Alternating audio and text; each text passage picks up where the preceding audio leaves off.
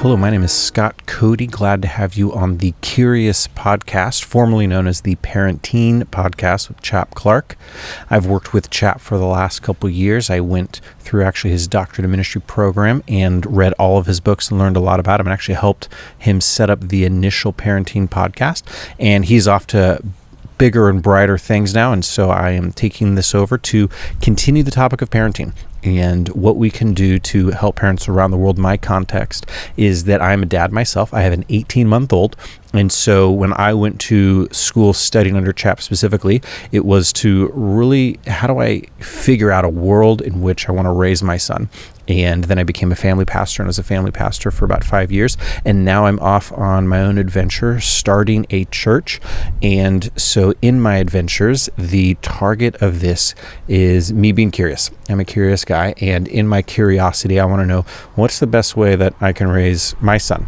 And so I invite you to be along the journey with me as I learn, as I ask questions, and as I try to figure out the best way to raise my son in such a time as this. And so we'll be bringing people on every now and then, such as Chap, who has a wealth of knowledge, but also I like to do my own research to try to figure out what are latest trends, what are people talking about, and how can my curiosity help some others. So if you're a parent, specifically if you're a dad, wanting to find some really good aggregated content, and that's what I hope to be. In today's day and age, all the information in the world is available to you, and the difficult thing is figuring out who to trust and who can pull information from a broad range of sources into a concise and condensed package that you can quickly get the information you need so that you can really figure out how to lean into the things that are important and what's not. And so being a family pastor, I've been able to do that for the last 5 years and then several years in terms of schooling before that. And so I have a lot of my own thoughts in terms of how to approach things. But as I've gone through it myself for the last 18 months, those thoughts have been refined, but more specifically, my curiosity in terms of different nuances of parenting have really been refined. So that's what you will encounter on this podcast, continuing on from Parenting, the Curious podcast. Today, the main topic is parenting styles. I would call it, if I had to make a title, from rod to reason. And really what I'm going to do is overview the history of parenting styles over the last several hundred years, because I've noticed a stark change in parenting styles, and I think it's interesting. So, for example, we go back hundreds, if not thousands of years. There was a real predominant style of parenting, and that was this really authoritarian style that could be marked with the idea of I said it, children should be seen, not heard, do what I tell you to do. And in today's day and age, that's tended to be frowned upon. It's a little too intrusive, and it doesn't really give a lot of autonomy to the child or even acknowledgement of their own individuality and identity. Well, when you look at the history of parenting, it actually kind of makes sense to me as why that was the dominant parenting method for, well, all of human history until the last 200-300 years.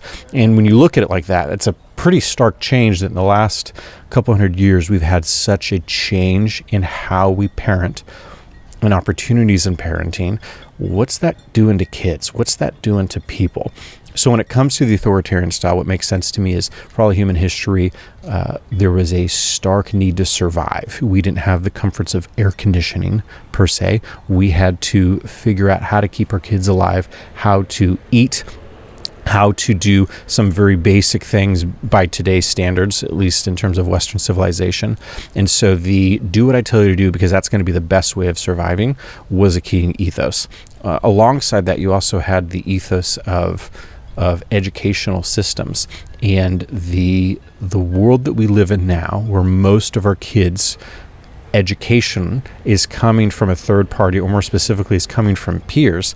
That's a wild dynamic that we now live in, that human history didn't have to navigate in previous times. And so we see this rise or we see this continuation of authoritarian style parenting. I said it, you do it. And that's how the family system worked. Well, a couple hundred years ago, things began to change as we began to value individuality and personal autonomy. And the uniqueness that came out of that was a rise in how do we lean into specific children, and how do we lean into helping specific children in their own unique bents. We also see biblical themes in this in terms of raise a child as they should go. But more importantly, what I think we see is as the rise of individualism came, so we also had a rise in and various individualistic parenting styles. And so as I look at it now, I would say there are at least 10 kind of major parenting themes, and those all, I think, fit into 3 buckets. And so as I was taught in school, you have the authoritarian style of parenting, which is, I said it, do it, live into it. You then have an authoritative style of parenting, which is typically praised, and that is you have strong rules, strong values, strong morals, but with a sense of individuality that you're allowing. And then you have on the other end of the spectrum the permissive style of parenting, which is, hey, go out, I don't want you to see you until the street lights come on, and you get to go out and do your own thing in the world. And so you see one side is very strict, heavily regulated. The other side is very permissive. And I think a misnomer would be, sometimes as parents, we try to figure out, I want to be this style of parenting. And what I tend to see is you have different seasons of life that pull us in one range or another, and to embrace that. So for example, a death in the family happens, that will naturally create a very interconnected family system with a lot of permissive parenting, because you're grieving, you're trying to process through your value set for that week, for that month, for that year changed. But that doesn't mean that that's how you have to parent all the time. And so sometimes I feel like you get into these modes, I want to do gentle parenting, I want to be a gentle parent. And that may work for a season or for a moment in time, but that isn't necessarily defining who you are as a parent.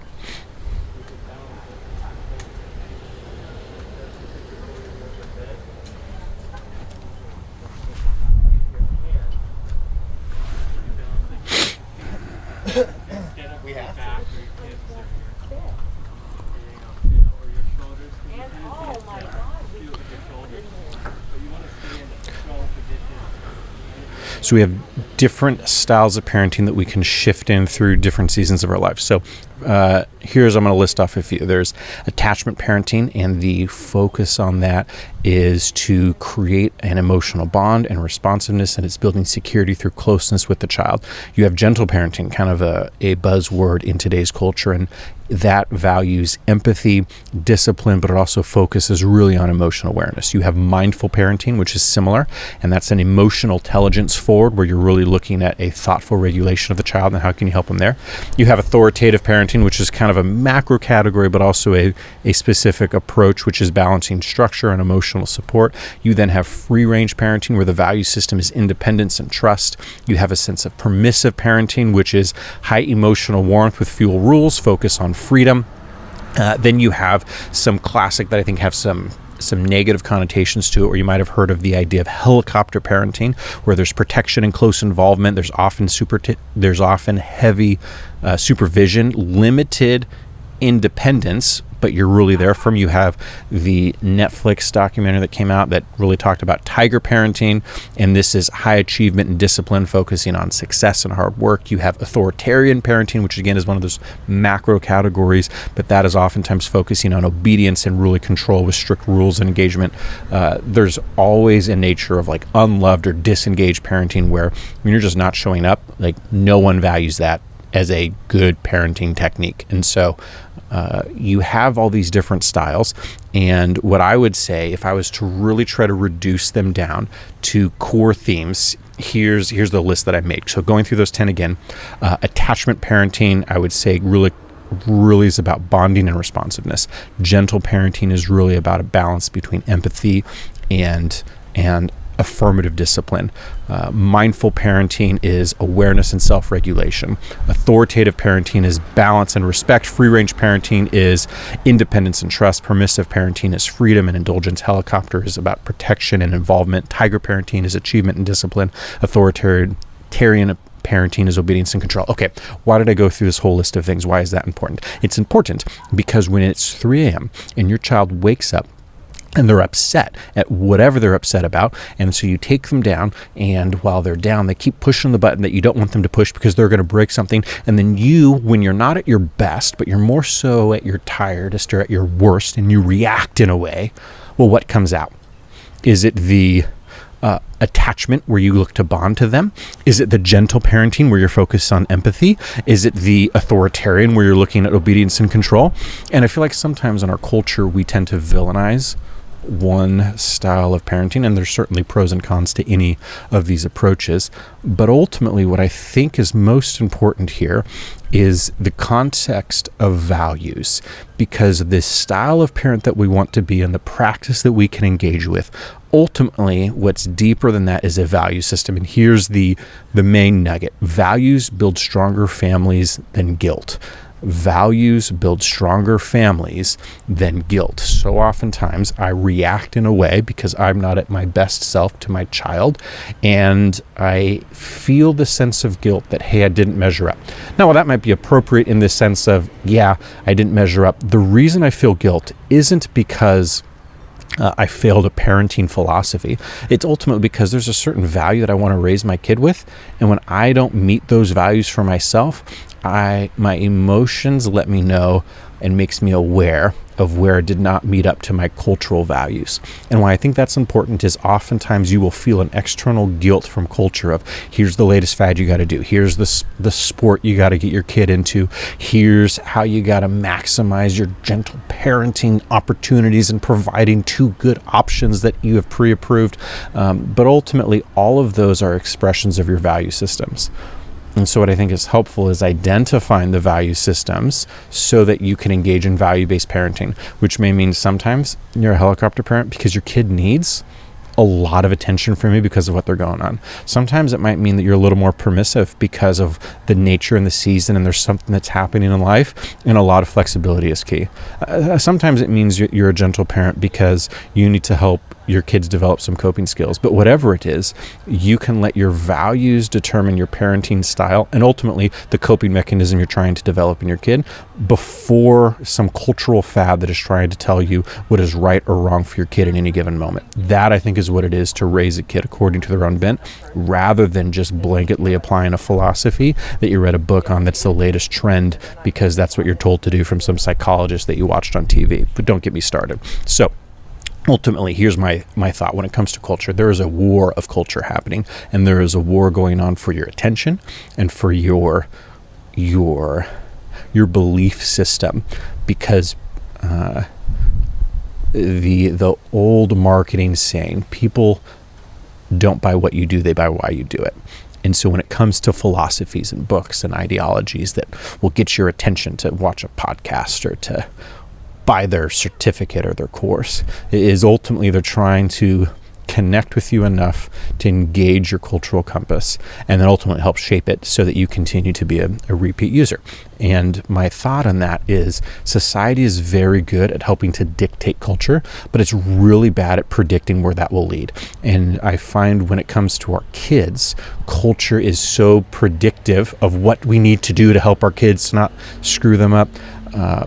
But in that, we're really quick to jump on a fad, but it really causes a lot of pain. And so what I'm nervous about in Western civilization is as we have these fads of what's best for our kids that are generally speaking new, because remember, for all of human history and raising kids, it was really one style of parenting, and only in the last couple hundred years, and more specifically in the last 50 years, do we have this onslaught of psychological revolution that has helped us learn more about the brain, individual autonomy, how to raise kids in such a way. The game has changed. Now you add on top of that a different need in terms of how societies interact. Societies used to interact in agrarian societies in a flight or fight stance. I got to fight for my food, and that will allow me to eat. Well, that's really not the need for most Western countries. Really, the need is emotional intelligence to be able to engage with someone, psychoanalyze them so that I can market to them, I can engage in sales with them, so that I can become mutually beneficial in a working relationship with them, right? So the need for emotional intelligence has skyrocketed, which means the need for us to parent differently is rapidly changing. Now, you add on top of that a lack of thousands of years of parenting DNA and history and late trends and fads, and then you have the advent of technology and how rapidly that's changing. Well, of course parenting is stressful, and of course being a kid is stressful, because the need for emotional intelligence, the need for new ways of thinking and operating is so fresh that there isn't historical and biological frameworks that we're operating in. So when you see a new parenting fad, I get why it's there. It's because the old school way of parenting isn't adapted to the new stresses that our kids are facing, which is resulting in unparalleled amounts of stress and anxiety. You might say, man, it was much harder back in the day to forage for my food than it is today. Sure. But at the same time, there were thousands of years of history of how to think and navigate and engage in that society. Whereas here, every 5 years, technology is doubling, if not faster, which is creating a landscape that is completely unknown. And it's, as you know, very difficult to plan for an unknown event, especially if you're a kid without coping mechanisms. All that to say, everyone's going to be competing for your time and for your attention. And my 2 cents on the matter is to not give away your value set to culture. Set that as a family. Set your values as a family and let your parenting style be an outflowing of that. So ultimately, I think the Bible is the source, even the source of truth, if not the precondition of all truth that we get. And so I think using biblical values as the core to raise your family and to inform your parenting is the best thing you can do. So there are a lot of biblical values. I'm going to highlight 3 of them in the next 3 minutes. Things that I find valuable in my personal life that I want to instill in my kid, which will then shape how I parent, are going to be prayer, community, and a Sabbath or a rhythm. And so I'll break those down. Every person is asking, what is my purpose in life? If they're one, they're probably not doing it consciously, but they're asking it at some level. Where do I have influence? Where do I have autonomy? Where can I make a difference? And my core belief is that when you pray and you talk to the God of the universe who wants to act on your behalf, who designed the system in such a way, prayer unlocks our purpose in ways that I can only invite you to consider. We'll do another episode on it. That's part of my dissertation that I wrote, is how prayer can unlock our sense of purpose, our specific mission and context. And I think it's a beautiful thing. So how do you incorporate prayer as a cultural value? Well, when you're parenting and you're frustrated, what does it look like for you to pause and pray? When it's bedtime and you're looking to just turn off for the night, what does it look like for you to engage that culture of prayer? Because prayer then becomes a tangible thing you can do that instills a value of, hey, I want my kid to find their purpose, to be on mission. And if prayer is one of the best tools that I can give them to help them discover this, then I'm going to prioritize that in our family ecosystem. The next thing I think is wildly important is community. And it's a word that we talk about a lot because everyone's craving for connection, because everyone's lonely and wants people to talk to. But it is really difficult to foster. One of the most beautiful things I recently got to witness was I officiated a wedding, and the bride's family her dad essentially had a group of friends, and those friends all grew up together. And so most of her best friends were her parents' friends' kids, and they all kind of navigated doing life together. That's community. That's that thing of, hey, I have a second set of parents that if anything ever happened to my mom or dad, I could go to them and I knew that they would love me and care for me. This sense of community where people know you, can trust you, and you can trust them with your kids. That's the type of community that I'm talking about. And to do that takes time, it takes effort, and ultimately takes a shared value system, which is why I think attending church and being part of a group is so important, because you have people in a like-minded space, in like-minded stages of life, navigating through together, which means as a family system, you have to prioritize people. You have to prioritize community. You have to prioritize who your kids are going to hang around. There's something my mentor used to say that I'm going to tweak it just slightly. He said, show me your friends and I'll show you your future. And my tweak to that is, show me your friends and I'll show you your kids' future. And I think that's so true of who you surround yourself with will be who your kids are going to be surrounded with, that will shape their entire existence. And so focus your value set on community, not necessarily on what the latest fad is. Prayer, community. Last one is Sabbath and rhythm. Obviously, we see in the Bible this need to take time off, to Sabbath, to rest, to engage with beauty, to engage with what God is doing. But I think intricately tied with Sabbath is a rhythm of life that we can navigate through. And so if you're walking through life without rhythms that engage with your Creator, that engage with your family, you will find yourself always trying to catch up, trying to hit the next thing, trying to go to baseball practice or whatnot, and you're trying to get your kid into college and they're only one, so you can sign them up for all these activities and things to do. But ultimately, I find that in COVID, you see, while stress rates skyrocketed, you also saw a uniqueness of certain stress rates and issues come down because kids weren't being over-programmed. At least that's my hypothesis in terms of the data set that I saw at that time. And I think there's something interesting to not over-programming our kids. And so when you're worried about FOMO and your kid missing out, so you sign them up for everything, well, that's a competing value set, because the value is, I want to do what's best for my kid. Yes, but unbalanced against a rhythm of life and Sabbath, that's a recipe for disaster. And so how do you match that when you have competing value sets? Well, I think you ultimately look at the Bible, which is a source of truth, and you use biblical themes and principles to help guide the overall practice. So ultimately, parenting has changed a lot over the last 300 years, specifically the last 50 years, more specifically the last 15 years, with the advent of phone and the internet. And so because it's changing so fast, give yourself permission to not be an expert, because parenting is different. It's changed so much, even from when your parents raised you. With that, don't let the latest cultural fad dictate who you are. Your parenting style is not your identity. Let your values that hopefully come from a biblical worldview inform your day-to-day decisions and how you engage with the world and how you engage with your kid. And I think what you'll find there is, over time, you will engage in a whole lot less guiltful parenting and a whole lot more intentional parenting, because values build stronger families than guilt. Hey, look forward to talking with you again. This is the Curious Podcast, as I explore any and everything in terms of helping me to be the best dad possible and to raise my kid in an awesome way. So I look forward to talking with you again soon. Please tell your friends, subscribe, hit me up on the social medias, and I'd love to talk with you and get to know your thoughts. Have a great day. Chat with you next time.